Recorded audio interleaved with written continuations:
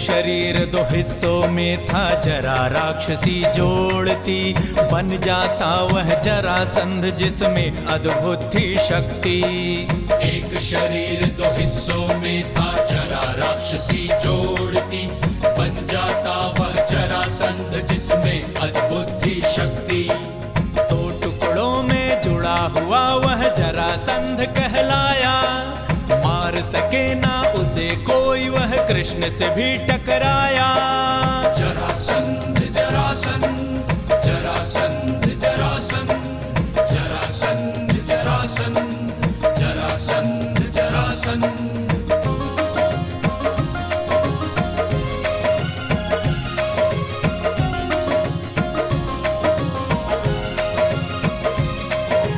जरासंध का कंस जमाई, जिसका वध किया कृष्ण ने, कृष्ण से कई युद्ध किया वैरी बनकर जरासंध ने। वैरी बनकर जरासंध ने यमन के राजा के संग मथुरा पे किया चढ़ाई, बार बार वह हारा फिर भी अपनी शक्ति दिखाई। फिर भी अपनी शक्ति दिखाई।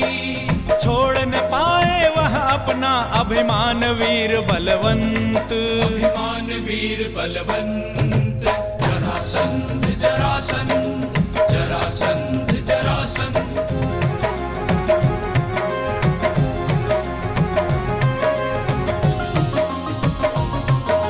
कृष्ण जी मथुरा छोड़ द्वारिका पुरी को राज्य बनाए, रण को छोड़ के भागे कृष्ण, रण छोड़ कृष्ण जी कहलाए। रण छोड़ कृष्ण जी कहलाए। युद्ध महाभारत में जरासंध भीम से लड़ता है, लेकिन कृष्ण की चतुराई वह भीम से हारता है। भीम से हारता है। भीम ने तो हिस्से कर फेंका, कर दिया उसका अंत, कर दिया उसका अंत। जरासंध जरासंध जरासंध जरासंध जरासंध जरासंध जरासंध जरासंध जरासंध जरासंध जरासंध जरासंध जरासंध जरासंध जरासंध जरासंध। तुम्हारे कहने से हमने मथुरा पर एक बार नहीं 17 बार पूरी शक्ति के साथ आक्रमण किया है।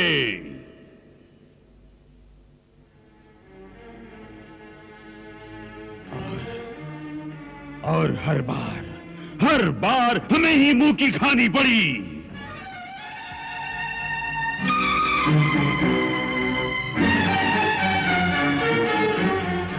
सबसे बड़ा दुख तो इस बात का है, हम जीत तो न सके, परंतु युद्ध भूमि में वीरों की भांति मर भी न सके।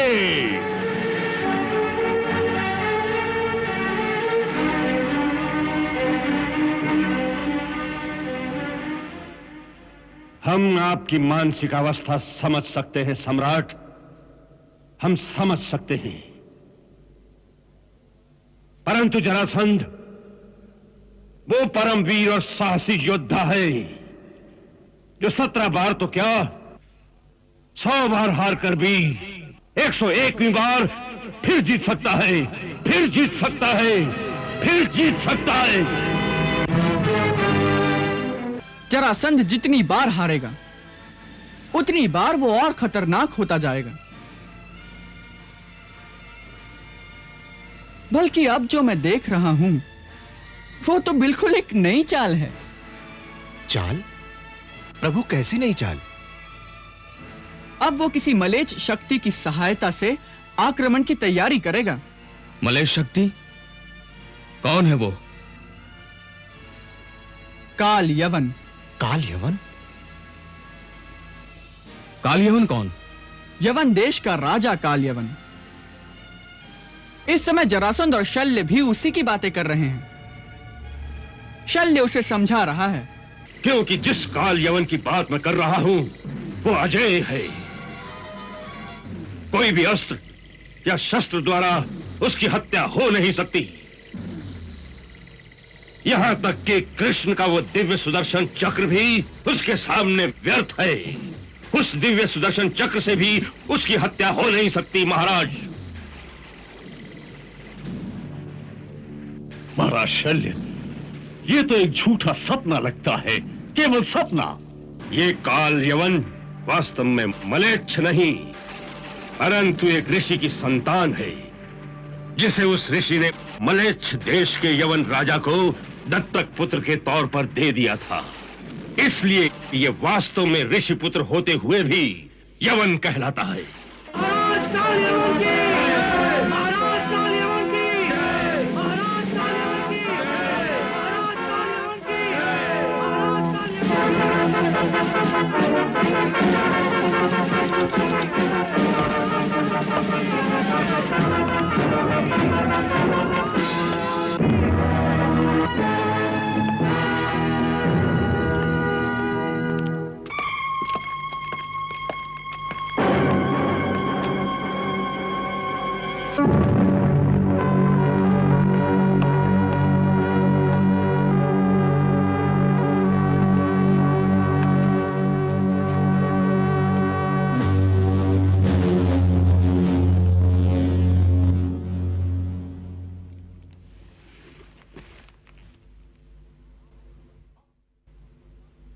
आपने खबर दी थी कि हिंदुस्तान से कोई राजदूत हमसे मिलने आए हैं। जी सरकार, मगध के सम्राट जरासंध ने मद्र देश के राजा महाराज शल्य को आपसे भेंट करने के लिए भेजा है। वो सम्राट जरासंध की ओर से एक राजपत्र भी लाए हैं। हाँ, सुनकर खुशी हुई। भारत देश से पहली बार वहां का कोई राजा हमारे यवन देश में पधारा है। शाही मेहमान के स्वागत के लिए एक ऐसी महफिल का प्रबंध किया जाए जिसकी मस्ती में वो इस तरह खो जाएं, जिस तरह कोई भौरा गुलाब की बगिया में खो जाता है।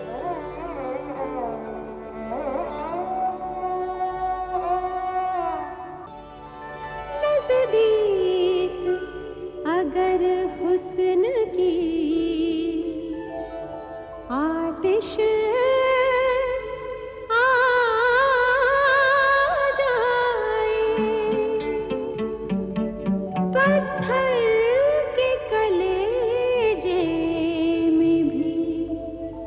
जुम्बिश आ जाए,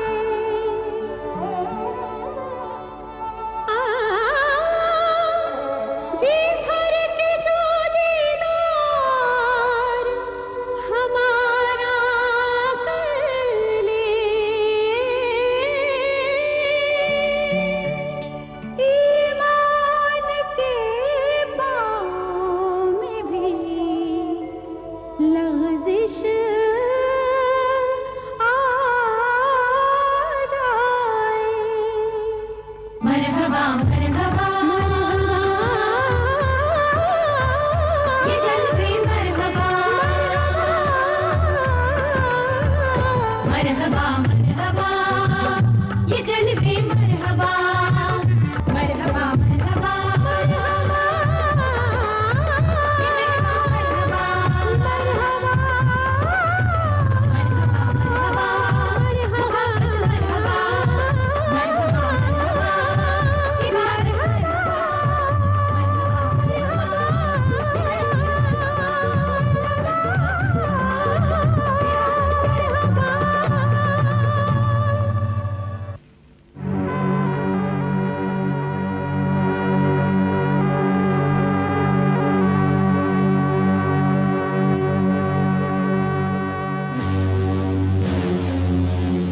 इस पत्र से मुझे सारी परिस्थिति का पूरा ज्ञान हो गया है।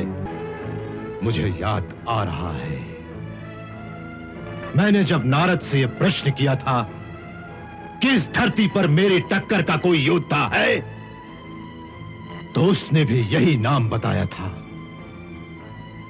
कृष्ण कृष्ण कृष्ण।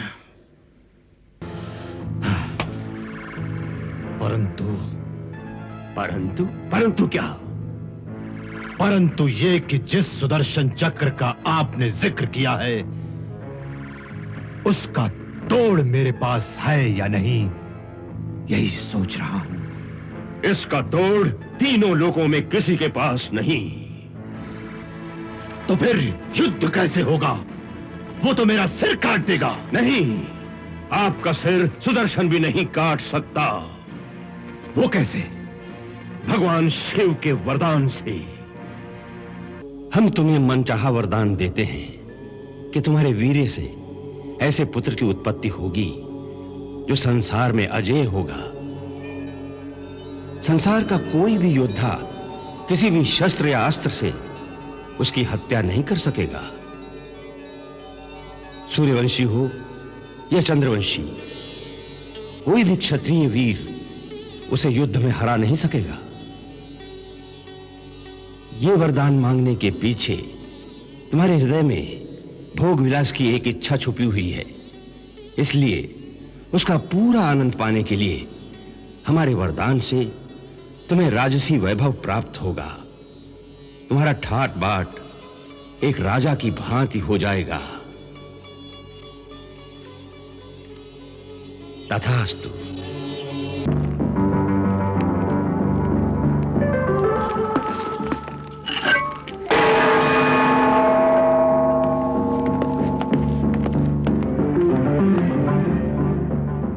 सेनापति, 2 दिन के अंदर अंदर हमारी सेना हिंदुस्तान के लिए कूच करेगी।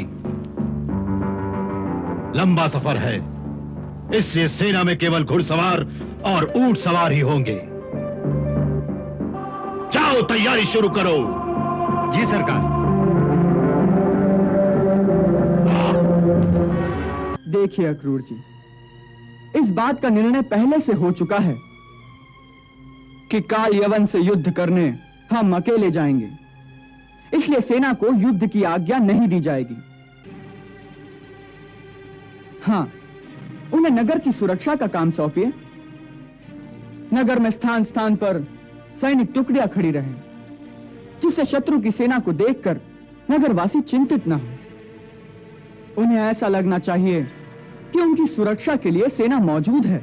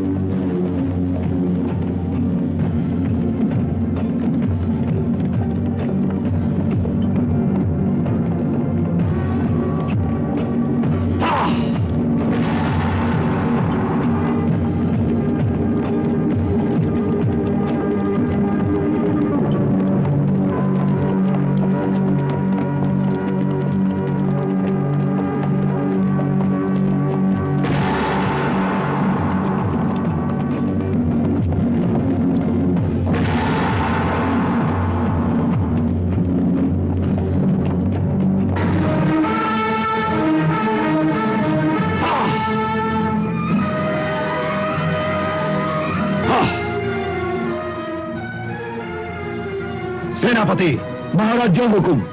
मथुरा नरेश के नाम संदेशा भेजो कि मलेच्छ नरेश काल यवन आपसे युद्ध करने की इच्छा से मथुरा के द्वार पे खड़ा है। हमें पूरी उम्मीद है कि आप अपने क्षत्रिय धर्म के अनुसार हमारी चुनौती को स्वीकार करके हमें अपने साथ युद्ध करने का आनंद प्रदान करेंगे। इसलिए हमारा आपको यही मशवरा है कि या तो वीरों की भांति सेना के साथ नगर के बाहर आकर युद्ध करिए, या फिर स्वयं नगर के बाहर आकर अपने आप को हमारे हवाले कर दीजिए।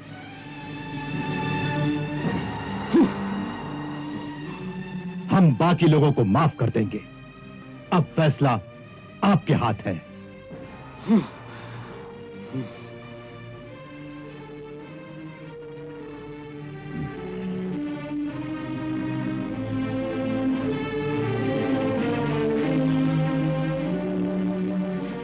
आप भी इसका उत्तर भेजिए। क्या लिखूं प्रभु? लिखिए कि हम आपकी वीरतापूर्ण बातों से अति प्रभावित हुए। आपने युद्ध के लिए जो सुझाव दिए हैं, ऐसी बात आप जैसा वीर पुरुष ही सोच सकता है। इसलिए हम आपके इस वीर स्वभाव की प्रशंसा करते हैं। हमें आपकी युद्ध की चुनौती स्वीकार है, परंतु उसमें हमारा भी एक सुझाव है कि जब केवल मुकाबला काल यवन और कृष्ण के बीच है, तो फिर इसमें हमारी और आपकी सेनाओं का क्या काम है? सो बेहतर तो यही है कि केवल आप और मैं आपस में लड़कर फैसला कर लें। काल यवन और कृष्ण केवल दो प्रतिद्वंदी अकेले ही युद्ध करेंगे। हम आपको विश्वास दिलाते हैं कि यदि आप मेरे साथ युद्ध में हार गए अथवा मारे गए, तो भी हम आपकी सेना को कुछ नहीं कहेंगे। हम आपके सैनिकों को क्षमा करके उन्हें वापस अपने देश लौट जाने की अनुमति प्रदान करेंगे। वाह! इसको कहते हैं वीर पुरुष। ये कृष्ण तो सचमुच परम वीर है। नारद ने ठीक ही कहा था, इस धरती पर मेरे साथ युद्ध करने की क्षमता केवल एक ही पुरुष में होगी, जिसका नाम कृष्ण होगा। अवश्य वही कृष्ण है। उस वीर पुरुष को उत्तर लिखो कि हमें उसका प्रस्ताव पूर्णतः स्वीकार है। जी।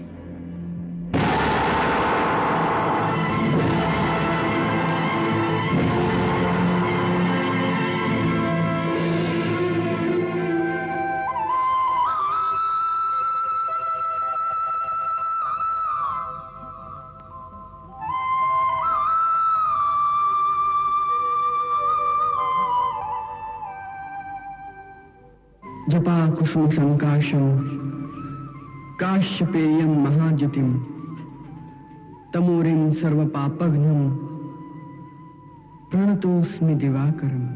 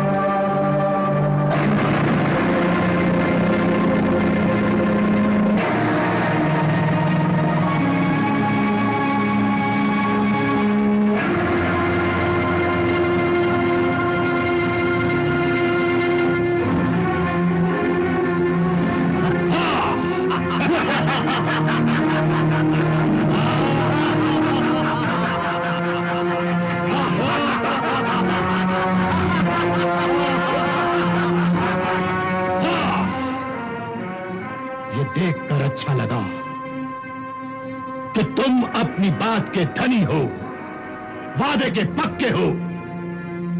यह वीरता की निशानी है। यह जानते हुए भी कि जो काल यवन से युद्ध करेगा वो अवश्य मारा जाएगा, क्योंकि काल यवन को तो कोई मार ही नहीं सकता।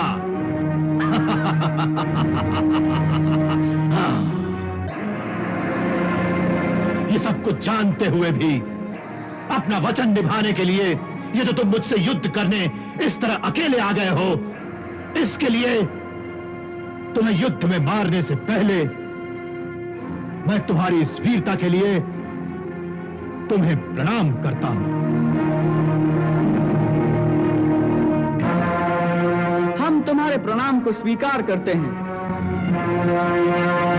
तुम्हारे वीरोचित भावों की प्रशंसा भी करते हैं, और तुम्हारे अज्ञान पर हमें हंसी भी आती है। हाँ, तुम मुझे अज्ञानी समझते हो? अवश्य, अज्ञानी तो तुम हो।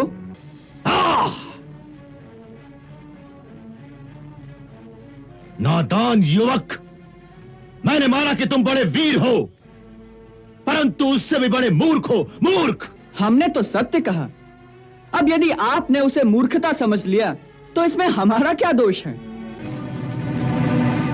हमारे कहने का केवल यह अर्थ है कि आपको केवल यह वरदान मिला हुआ है कि आपको युद्ध में किसी भी अस्त्र या शस्त्र से मारा नहीं जा सकता।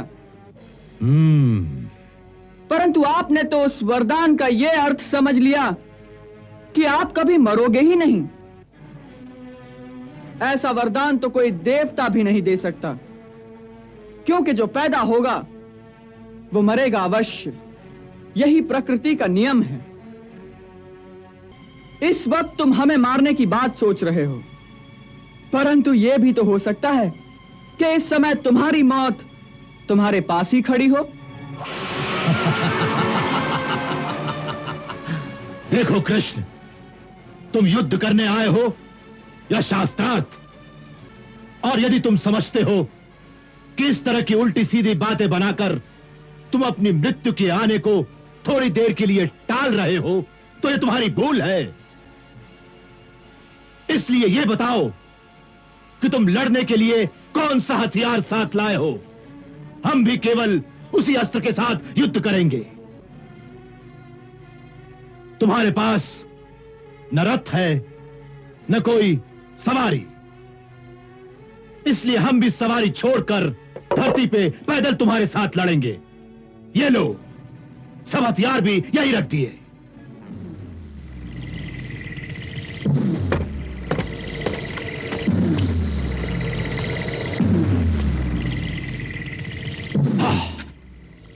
नहीं महाराज कालयवन, ये बाजी अभी बराबर की नहीं। क्या मतलब? देखिए, हम इस मैदान में अकेले खड़े हैं, हमारे पीछे सहायता के लिए कोई सेना नहीं है। उधर आप अपने हथियार छोड़कर रथ से उतर तो आए हैं, परंतु आपकी सेना ने दूर से हमें घेर रखा है, जो कभी भी आक्रमण कर सकती है। इसलिए यदि आपको अपने ऊपर कोई विश्वास है, तो जिस प्रकार हम अपनी सेना को छोड़कर अकेले आए हैं, उसी प्रकार आप भी अपनी सेना को छोड़कर बहुत दूर किसी ऐसे स्थान पर हमारे साथ अकेले चलिए, जहां पर कोई दूसरा ना तो आपकी सहायता के लिए आ सके और ना हमारी सहायता के लिए। हाँ, मंजूर, हमें यह बात भी मंजूर है। सेनानायक जी, हमारी आज्ञा है कि हम दोनों जहां जा रहे हैं वहां कोई हमारे पीछे ना आए। जी, तुम अपनी सेना के साथ यहीं खड़े हमारा इंतजार करो।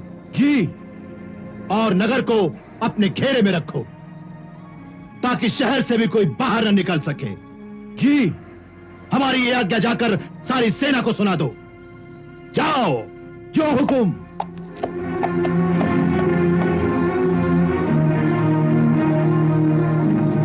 चलो, अब कहां चलना है? वहां तक जहां हम दोनों को कोई देख न सके। चलो। चलो।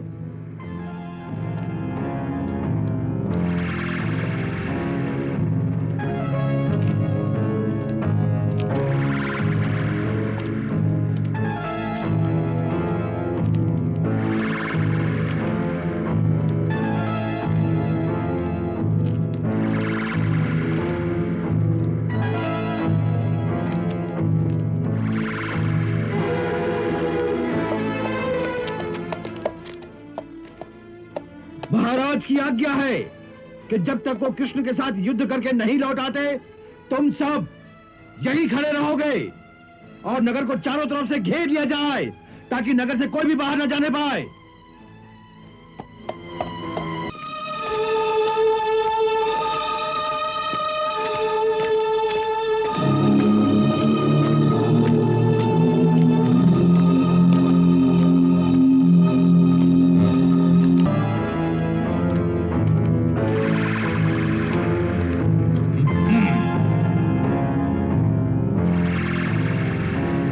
लो, अब तो एकांत आ गया।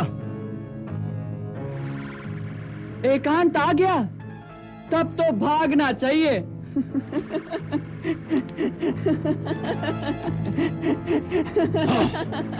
कायर, भगोड़े, धोखेबाज, तू समझता है कि मुझसे बचकर भाग जाएगा, और तू नहीं जानता काल यवन के हाथों तू नहीं बच के जा सकता। मैं तुझे अभी पकड़ता हूं।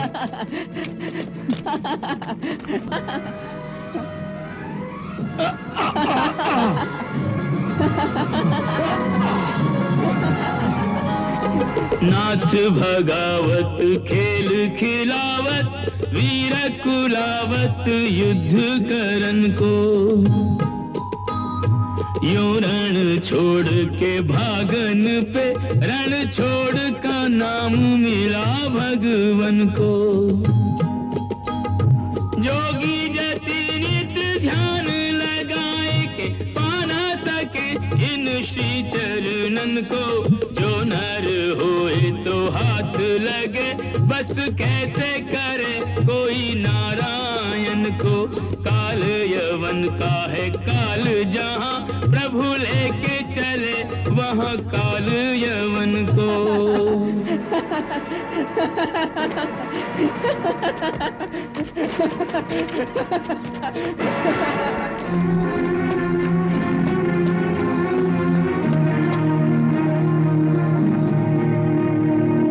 तुम समझते हो तुम मुझसे बच जाओगे?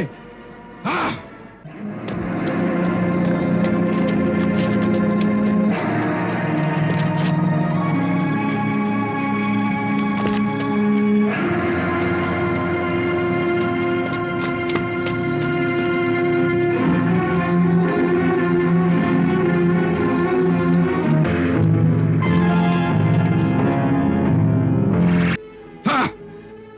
यह भी अच्छा हुआ कि तुम इस अंधेरी गुफा में खुद ही घुस गए। अब भागने की भी जगह नहीं मिलेगी।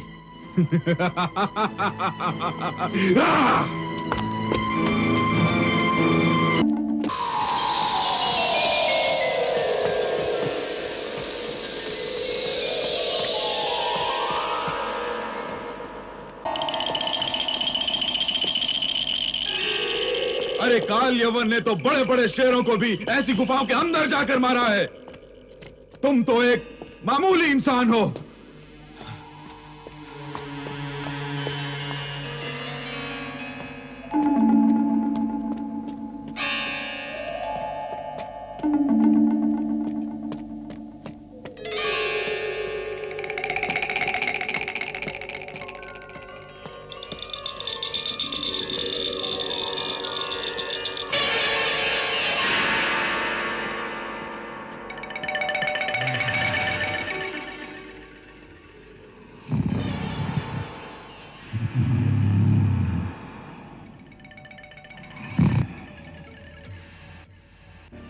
मैं अब सोना चाहता हूं, जी भर कर सोना चाहता हूं। इसलिए मुझे ऐसा वर दीजिए कि जब मैं सोऊं तो मेरी निंद्रा में कोई बाधा न डाले। तथास्तु, ऐसा ही होगा। मेरा वरदान है कि जो भी प्राणी आपको नींद में सोते से जगाएगा, उस पर आपकी दृष्टि पड़ते ही वो उसी क्षण भस्म हो जाएगा।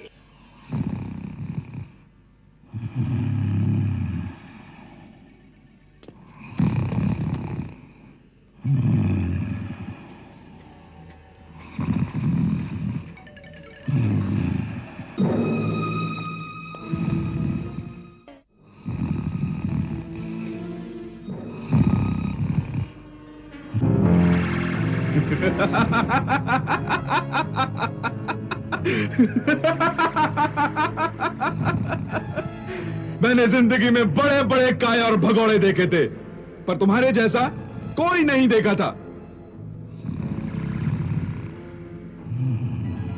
वाह, क्या औरतों की तरह मुंह पे चादर तान कर सो गए हो। ऐसे खर्राटे भर रहे हो जैसे सचमुच बड़ी मुद्दत से सोए हुए हो। तीन दुनिया की कुछ खबर ही नहीं।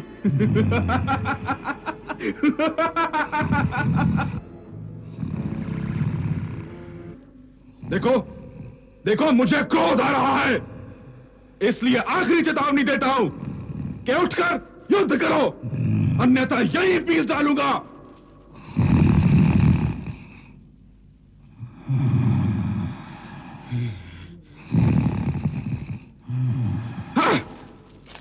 आज तक मैंने कभी सोते हुए शत्रु पर वार नहीं किया है, इससे मेरी वीरता को लाज लगती है।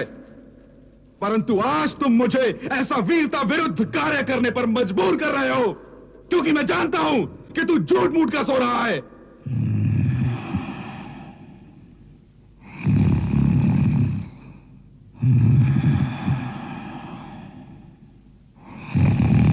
उठ!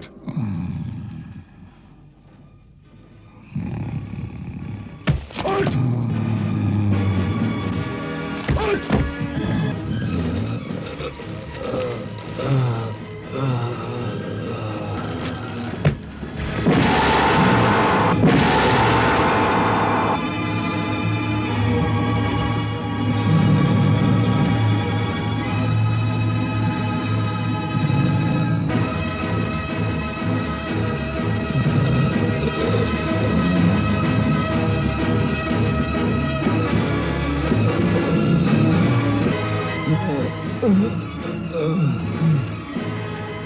ये किस दुष्ट ने हमें नींद से जगाया।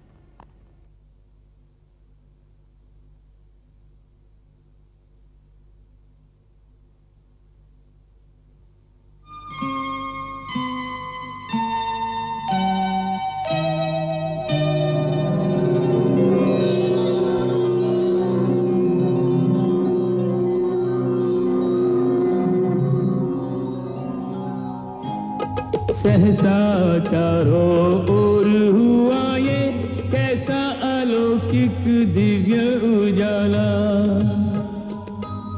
सूर्य नहीं कहीं चांद नहीं, यहाँ आई कहाँ से किरणों की माला। तेज से फिर एक तेज प्रकट हुआ, तेज का तेज बढ़ाने वाला। तेजोमय इस ज्योति स्वरूप ने राजा को अचरज में डाला। तेजो तेजोमय इस ज्योति स्वरूप ने राजा को अचरज में डाला।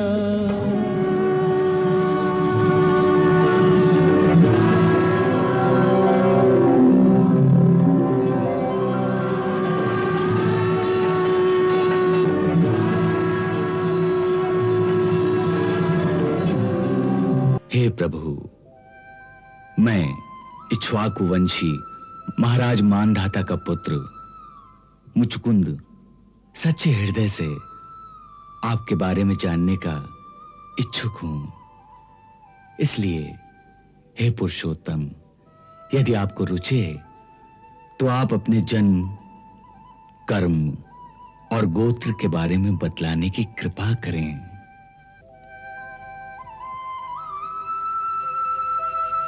राजन, मेरे हजारों जन्म, हजारों कर्म और सहस्रों नाम हैं, जिनकी गिनती मैं स्वयं भी नहीं कर सकता।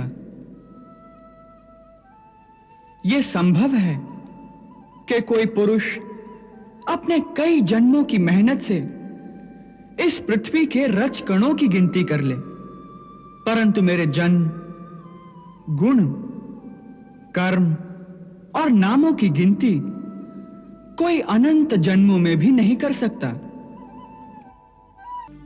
राजन, तुम पर प्रसन्न होकर मैंने तुम्हें अपने इस जन्म का गूढ़ वृत्तांत सुना दिया है। सो हे राजर्षि मुचुकुंद, आज तुम्हारी जो भी अभिलाषा है मुझसे मांग लो। मैं तुम्हारी सारी अभिलाषाएं, सारी लालसाएं पूर्ण कर दूंगा, क्योंकि जो एक बार मेरी शरण में आ जाता है उसके लिए फिर ऐसी कोई वस्तु नहीं रह जाती जिसके लिए वो शोक करे। हे अंतर्यामी, मैं आपके चरणों की सेवा के अतिरिक्त और कोई वर नहीं मांगना चाहता। केवल मुझे अपनी अनन्य भक्ति का ही वर दीजिए। हे प्रभु, केवल इतना ही वर दीजिए।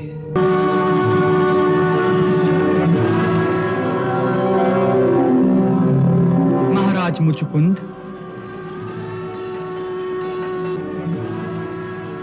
तथास्तु, तथास्तु, तथास्तु।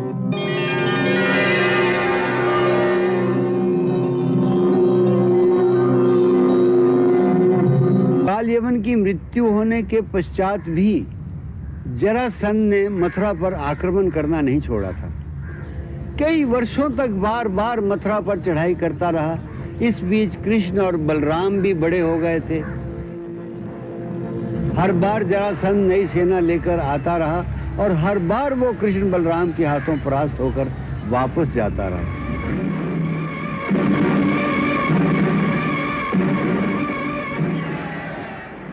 जरासंध के बार बार आक्रमण करने से मथुरा और आसपास की जनता बहुत दुखी हो गई थी। ये देखकर श्री कृष्ण ने तय किया कि अब मथुरा से चला जाना ही अच्छा होगा। तत्पश्चात श्री कृष्ण ने देवलोक के महाशिल्पी विश्वकर्मा का आवाहन किया।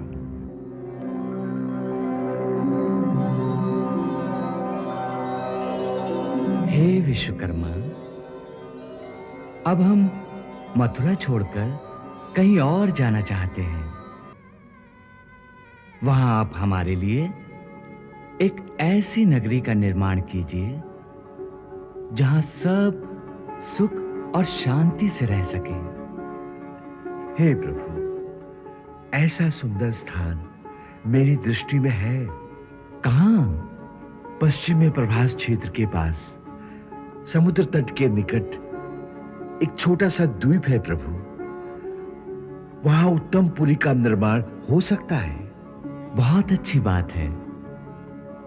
आप जाइए और जाकर समुद्र देवता से कहिए कि वहां पर हम द्वारिका नाम की अपनी राजधानी का निर्माण करना चाहते हैं।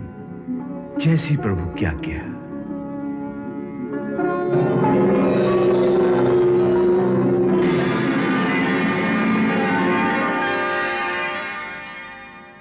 हे देवता, हे रत्नाकर, विश्वकर्मा का प्रणाम स्वीकार करें।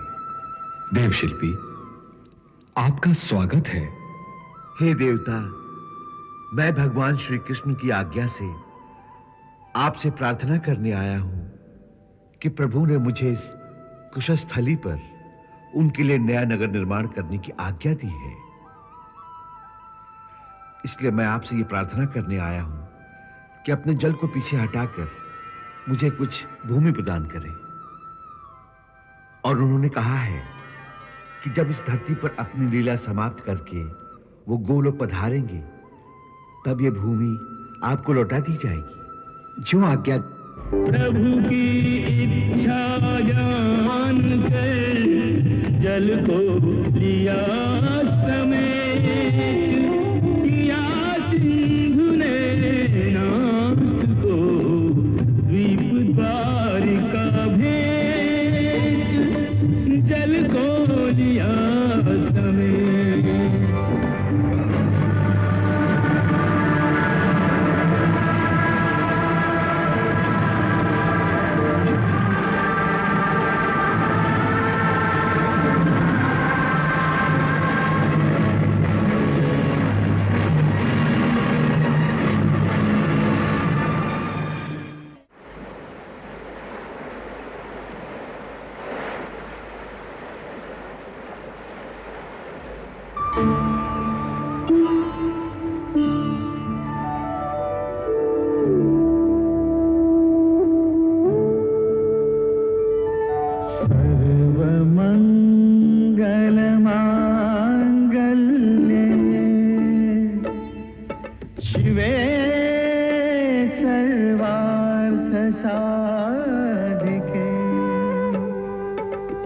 शरण्ये त्र्यंबके गौरी नारायणी नमोस्तुते।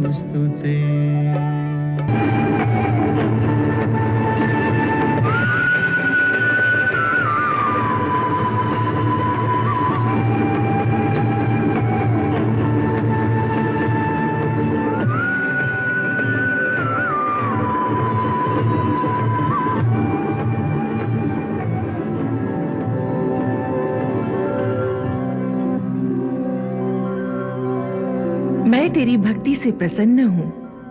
वर मांगो, क्या इच्छा है वत्स? मैं भगवान श्री कृष्ण की इच्छा से उनके लिए एक नगर का निर्माण करने जा रहा हूं, और ये कार्य आपकी कृपा के बिना कैसे हो सकता है? इसलिए हे माता, मेरे मन में रचनात्मक शक्ति का संचार करो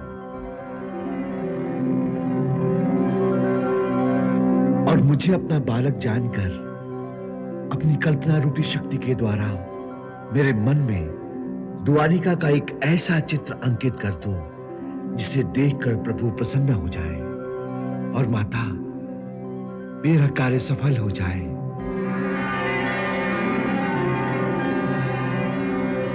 हे माता, कल्पना शक्ति भेजो माता।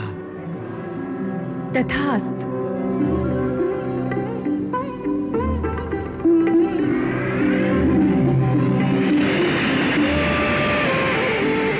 कह कथा सुमहाशक्ति ने धरा कल्पना रूप, शिल्पी के मस्तिष्क में हुआ प्रकाश अनूप, हुआ प्रकाश अनूप।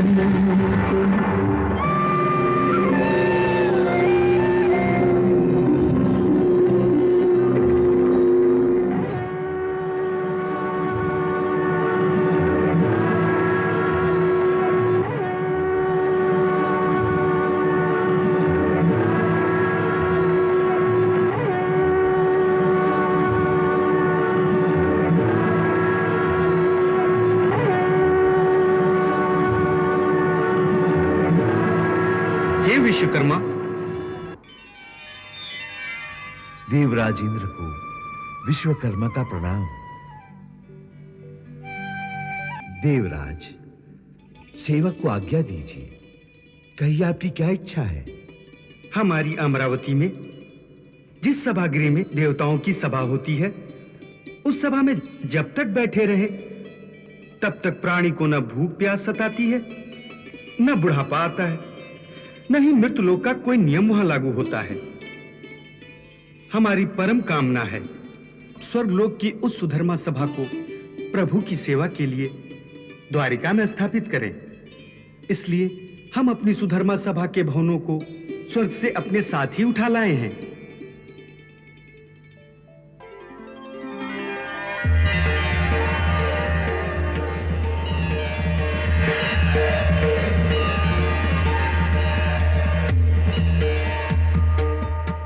देवराज, जैसी आपकी आज्ञा, मैं इसको द्वारिका के मध्य में स्थापित कर दूंगा।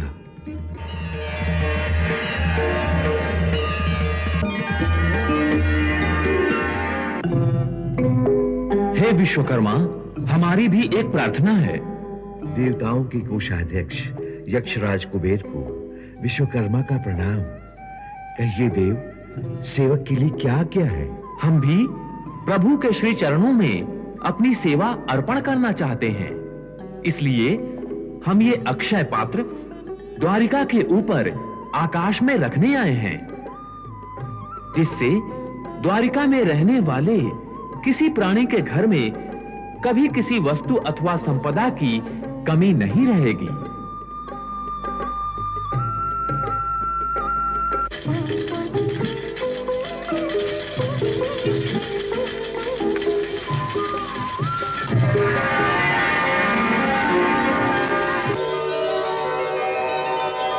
प्रभु, आपके आशीर्वाद से और देवी भगवती की शक्ति के द्वारा द्वारका नगरी का निर्माण कार्य सफल हो गया। समस्त देवताओं ने अपने अपने सामर्थ्य के अनुसार कुछ न कुछ दिव्य पदार्थ आपके श्री चरणों में भेंट किए हैं।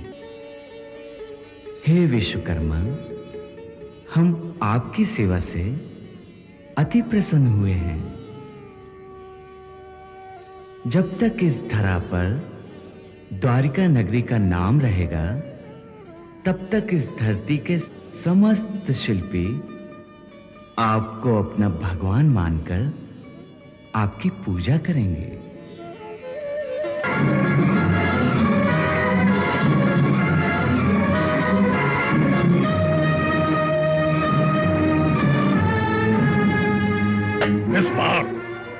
इस बार हम युद्ध नहीं करेंगे, बल्कि इस नगरी को भूखा मार देंगे।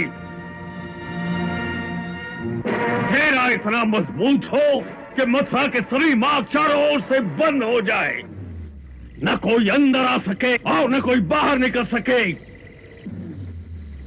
इस बात का पूरा ध्यान रहे कि बाहर से अनाज का एक एक दाना भी नगर के अंदर न आ सके।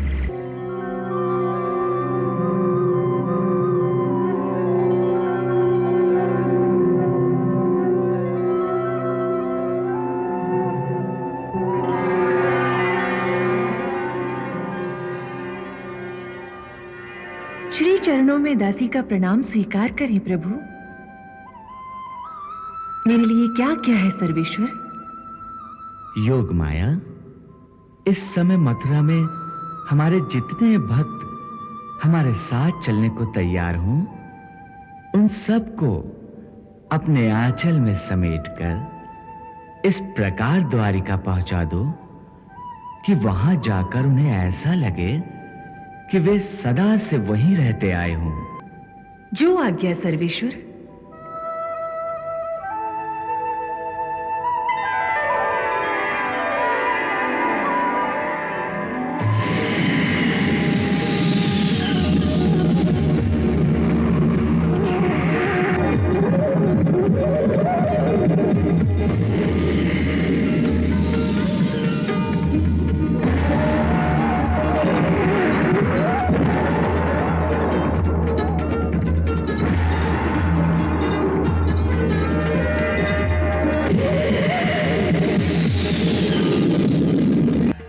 सब गए, परंतु श्री कृष्ण और बलराम उनके साथ नहीं गए, क्योंकि उन्हें जरासंध के साथ कुछ लीला करनी थी।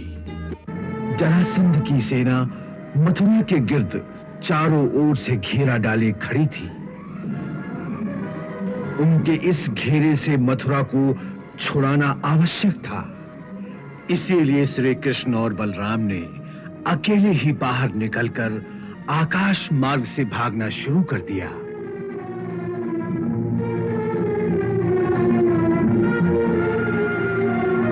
जरासंध ने उन्हें अकेले भागते देखा तो उन्हें पकड़ने के लिए वो अपनी सेना के साथ उनके पीछे भागा।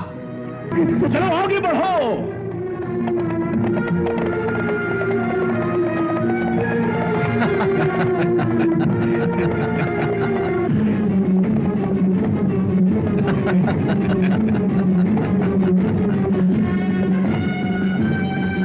जाने ना पाए।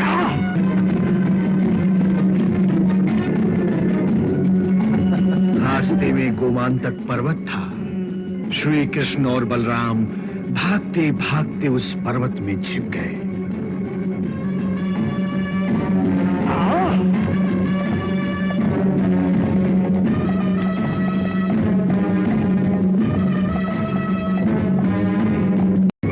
इन्हीं पहाड़ियों में कृष्ण छुपा हुआ है। जाओ, इन पहाड़ियों को आग लगा दो। जाओ।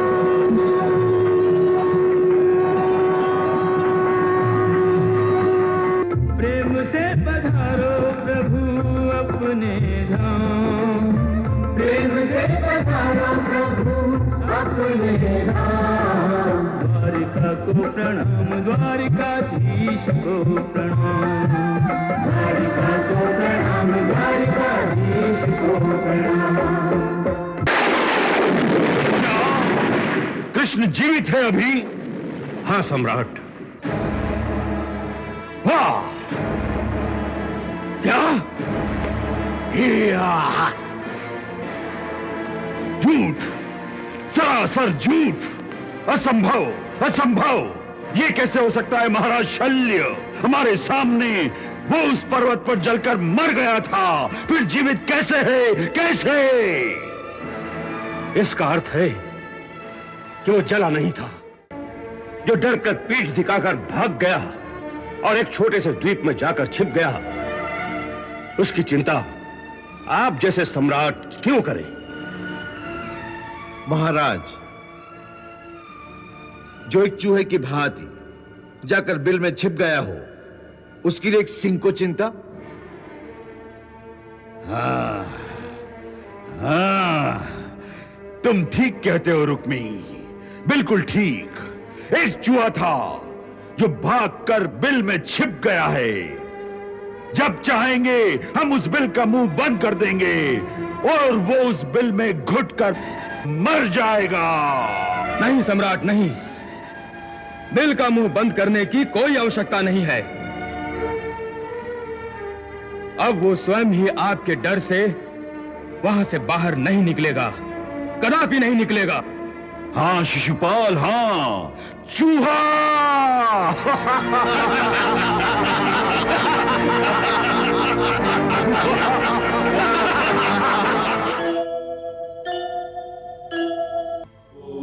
जिन दिनों भगवान श्री कृष्ण इस धरती पर अपनी नरलीला कर रहे थे, उन दिनों आकाश से इस धरती के इर्द गिर्द एक दिव्य छटा दिखाई देती थी। फिर जैसे जैसे धरती पर समय बीत रहा था, वैसे वैसे भगवान श्री कृष्ण और उनके पुरातन सखा अर्जुन के प्रथम मिलन की घड़ी नजदीक आ रही थी।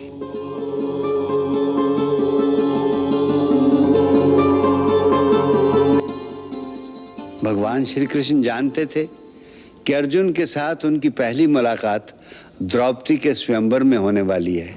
युधिष्ठिर, भीम, अर्जुन, नकुल, सहदेव, 5 पांडव, एक से एक महाबली, एक से एक बड़ा महारथी।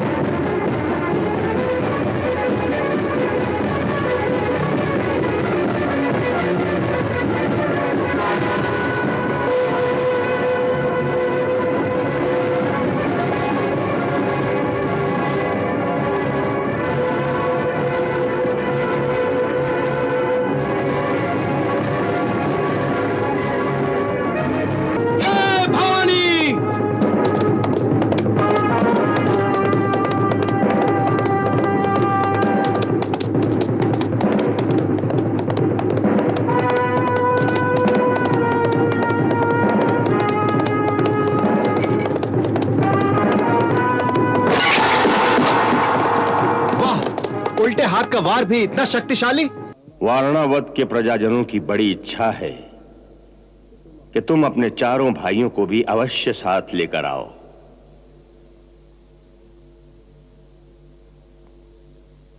तुम्हारे पिता महाराज पांडु से वहां की प्रजा को बहुत लगाव था।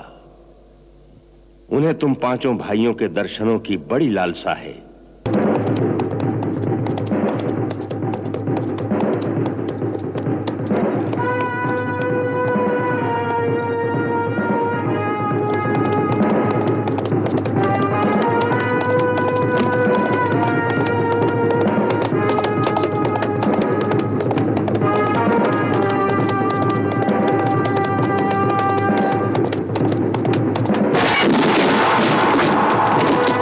नकुल, वाह!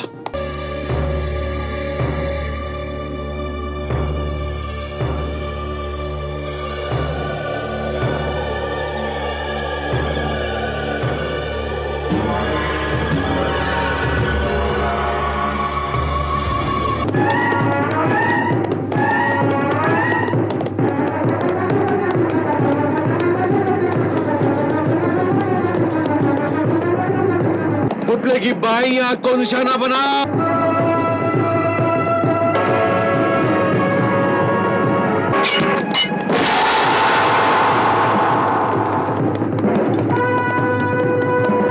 वाह अर्जुन, वाह!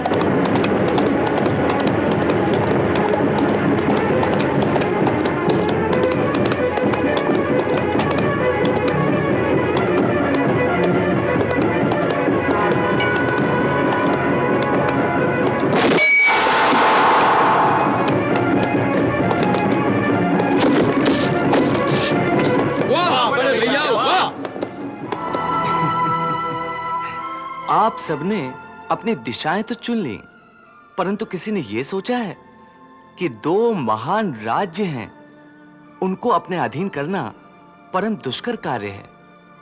एक है हस्तिनापुर और दूसरा मगध।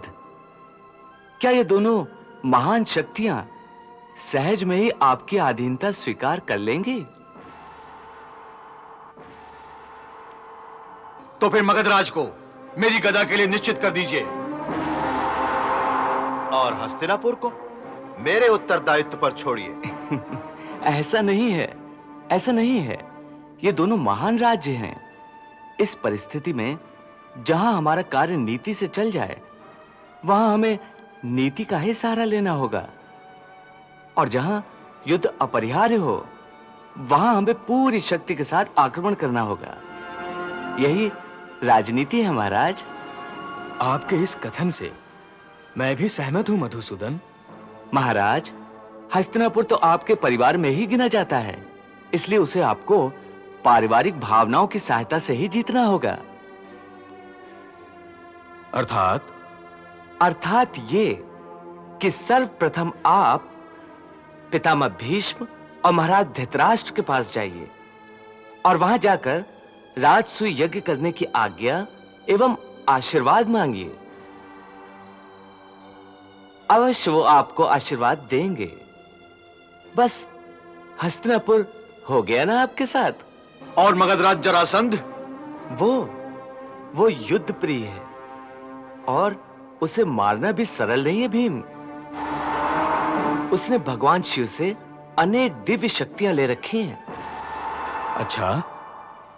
और महाराज, उसने अपनी भुजाओं के बल से आर्यावर्त के 86 राजाओं को बंदी बना रखा है।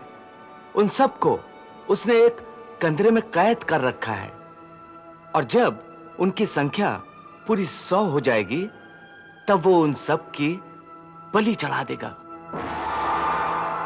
तो इसका अर्थ यह है कि यदि हम अकेले एक जरासंध को परास्त कर लें, तो उसके बंदी 86 राजा स्वयं ही हमारे अधीन हो जाएंगे? निश्चय ही, परंतु इंद्रप्रस्थ के पास इतनी बड़ी सेना ही नहीं है कि मगध राज्य पर आक्रमण करके उसे हराया जा सके। तो फिर इसका उपाय क्या है मधुसूदन? उपाय तो एक ही है। वो एक वीर है। अगर उसे द्वंद्व युद्ध के लिए ललकारा जाए, तो वो कभी इनकार नहीं करेगा। इसलिए मल्ल युद्ध में ही उसे परास्त किया जा सकता है, क्योंकि उसका शरीर 2 टुकड़ों से जुड़कर बना है। मल्ल युद्ध में उसके शरीर के 2 भाग करके अलग अलग फेंक देना होगा, तभी वो मारा जा सकता है। और मेरी दृष्टि में यह कार्य केवल भीम ही कर सकते हैं। तो भीम को जाने की अनुमति है? नहीं महाराज, ये कार्य हम मिलकर करेंगे, इसलिए भीम और अर्जुन दोनों को मेरे साथ जाने की अनुमति दीजिए। आपके साथ रहते इन दोनों की अवश्य ही विजय होगी यदुकुल भूषण।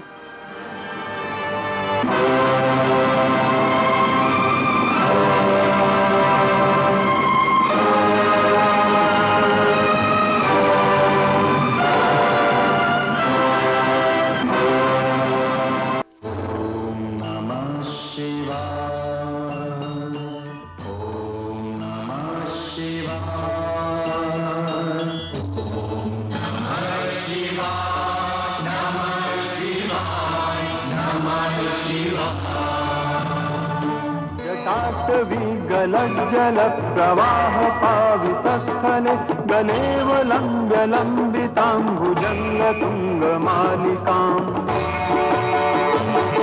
डमड्डमड्डमड्डमन्निनादवड्डमर्वयम् चकार चण्डताण्डवं तनोतु नः शिवः शिवम्।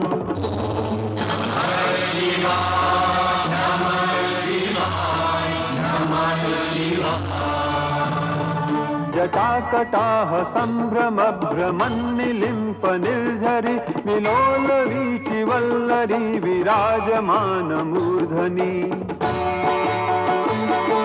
धगद् धगज्ज ललाट पट्ट पावके किशोर चंद्रशेखरे रतिः प्रतिक्षणं मम।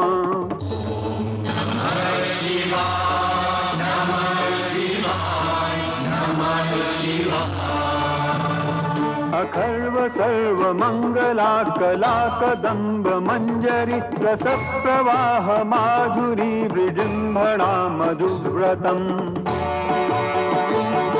स्मरान्तकं पुरान्तकं भवान्तकं मखान्तकं गजान्तकान्धकान्तकं तमन्तकान्तकं भजे। ॐ नमः शिवाय।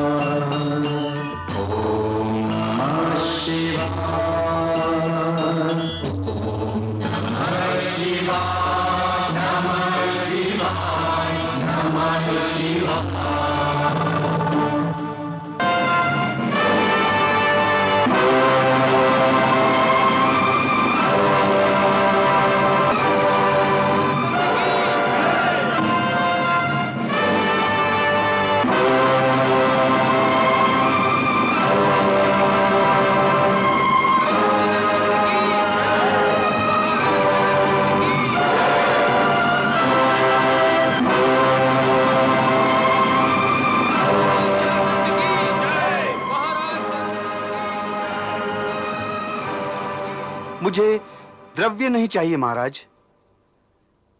तो फिर क्या चाहिए? अपनी इच्छा कहो ब्राह्मण। महाराज, मैं गंगोत्री से आया एक वेद पाठी ब्राह्मण हूं। मैं आपके राज्य में एक गुरुकुल की स्थापना करना चाहता हूं। मुझे इस कार्य के लिए भूमि की आवश्यकता है महाराज। महामंत्री, आज्ञा महाराज। इन आचार्य ब्राह्मणों के लिए तत्काल भूमि की व्यवस्था की जाए और ध्यान रहे कि राजकोष से इस गुरुकुल का सारा भार वहन हो। जो आज्ञा।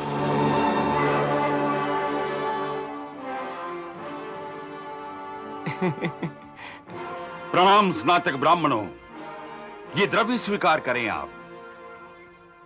नहीं राजन, दान का अर्थ केवल द्रव्यदान नहीं होता। तो फिर आप अपनी कामना कहें ब्राह्मण। महाराज, हम ये जानते हैं कि आप महादानी हैं, हर याचक की इच्छा पूरी करने वाले नरेश हैं, एक धर्मशील सम्राट हैं। इसमें कोई संदेह है ब्राह्मण? नहीं राजन। अपनी आवश्यकता बताओ, तुम्हें क्या चाहिए? स्त्री, वस्तु, द्रव्य अथवा कुछ और? नहीं राजन नहीं, ये सब भौतिक सुख तो संसार में पीड़ा के कारण मात्र हैं। हम ये सब आकांक्षा लेकर यहां नहीं आए हैं। तो फिर ऐसी कौन सी आकांक्षा है जिसे जरासंध पूरा नहीं कर सकता ब्राह्मण? बताओ, तुम्हारे मन में ऐसी कौन सी लालसा है जो तुम्हें यहां खींच कर लेकर आई है? लालसा? लालसा तो केवल एक ही है महाराज। वो क्या है? युद्ध, केवल युद्ध।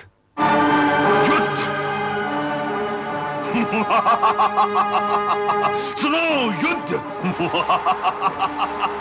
सुनो युद्ध, युद्ध सुनो। युद्ध, वो भी जरासंध से। निश्चय ही महाराज, हम लोग आपसे द्वंद्व युद्ध की इच्छा लेकर आए हैं। बोलो, स्वीकार है? अरे क्या मतीय भ्रम के शिकार हो गए हो ब्राह्मण, जो महाराज जरासंध जैसे महाबली से युद्ध करना चाहते हो? तुम लोग शांत रहो याचक। तुम लोग ब्राह्मण हो या ब्राह्मण के वेश में कोई और, पहले ये निश्चित हो जाए। इस समय द्वंद्व युद्ध की आकांक्षा करने वाला मैं केवल एक योद्धा हूं। परंतु द्वंद्व युद्ध समान योद्धाओं के बीच संभव है। जरासंध जैसे पराक्रमी योद्धा के विपक्ष में लड़ने वाले योद्धा का कुल, गोत्र और वंश का तो ज्ञान होना चाहिए ब्राह्मण। ये भी पता चल जाएगा। हम कोई पहली बार तो मिल नहीं रहे। क्या कहा? तुम हमसे पहले भी मिल चुके हो, परंतु कहां ब्राह्मण? वहीं मथुरा में। मथुरा में? हाँ, मथुरा में। तुम्हारे दामाद कंस की मथुरा में। क्या इतनी शीघ्र भूल गए जरासंध? मैं वही यदुवंशी कृष्ण हूं। कृष्ण, कृष्ण। हाँ, कृष्ण। और ये हैं पांडुपुत्र भीम, और ये हैं अर्जुन। अच्छा, तो अब दरिद्र याचकों का भेष धारण करके आए हो कृष्ण। अगर तुम अपने सहज भेष में भी आते ना कृष्ण, तो जरासंध पीछे नहीं हटता। मैं तो पहले ही संदेह में था कि क्षत्रियों जैसे गठीले शरीर और धनुष की डोरियां खींचने वाली ये उंगलियां कदापि ब्राह्मणों की नहीं हो सकती। भेष बदल कर आने से तुम्हारे मन में छुपी किसी कुटिलता का आभास होता है कृष्ण। कुटिलता रही होती तो तुम्हें द्वंद्व युद्ध के लिए नहीं ललकारता जरासंध। तुम क्या मुझे द्वंद्व युद्ध के लिए ललकारोगे कृष्ण? गुर्जरात्रा के युद्ध में भाग चुके हो तुम। मैं एक भगोड़े को मारकर कलंकित नहीं होना चाहता हूं कृष्ण। तो फिर इन दोनों में से किसी का चुनाव कर लो।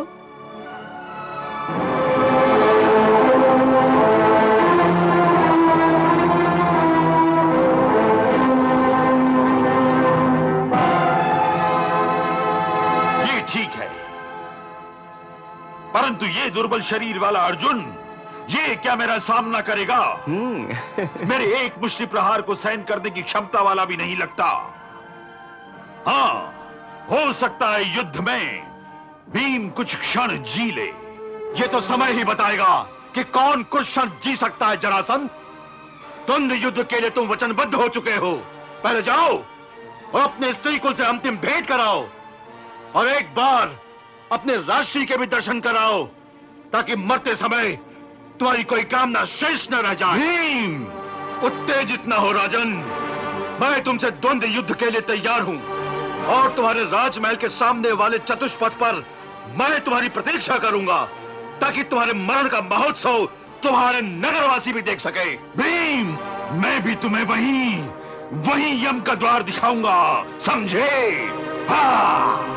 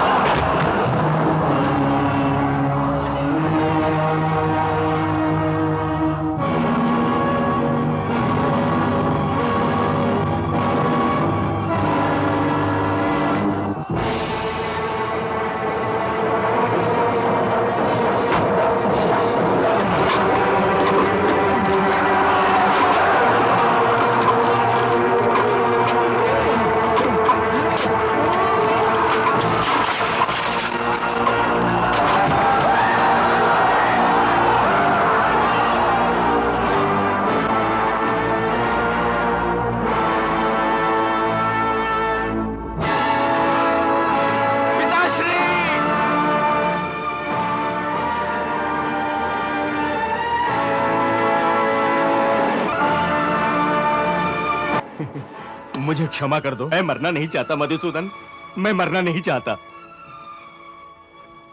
डरो मत पुत्र सहदेव, डरो मत।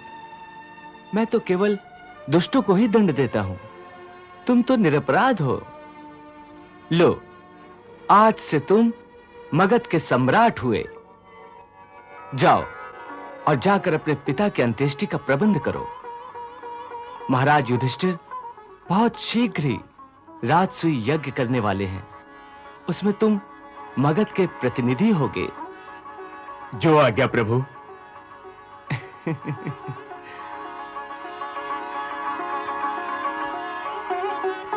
जाओ जरासंध, मेरे सम्मुख मृत्यु होने के कारण तुम भी स्वर्ग के अधिकारी हुए।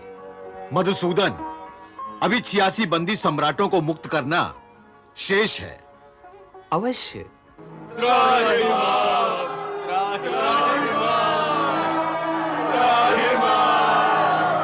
आ गए, वो आ गए, वो आ गए, वो आ गए, वो आ गए, वो आ गए। भगवान श्री कृष्ण की जय, भगवान श्री कृष्ण की जय, भगवान श्री कृष्ण की जय, भगवान श्री कृष्ण की जय, भगवान श्री कृष्ण की जय, भगवान श्री कृष्ण की जय, भगवान श्री कृष्ण की जय, भगवान श्री कृष्ण की जय, भगवान श्री कृष्ण की जय, भगवान श्री कृष्ण की जय, भगवान श्री कृष्ण की जय, भगवान श्री कृष्ण की जय, भगवान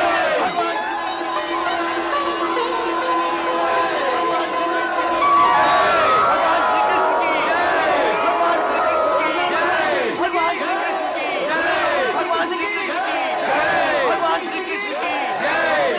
भगवान श्री कृष्ण की जय, भगवान भगवान श्री कृष्ण की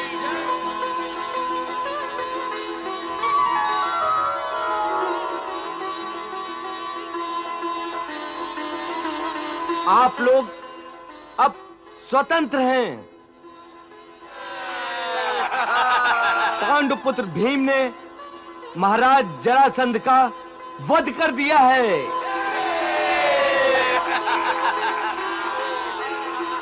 इसलिए आप सब लोग अपनी अपनी राजधानियों में लौट सकते हैं।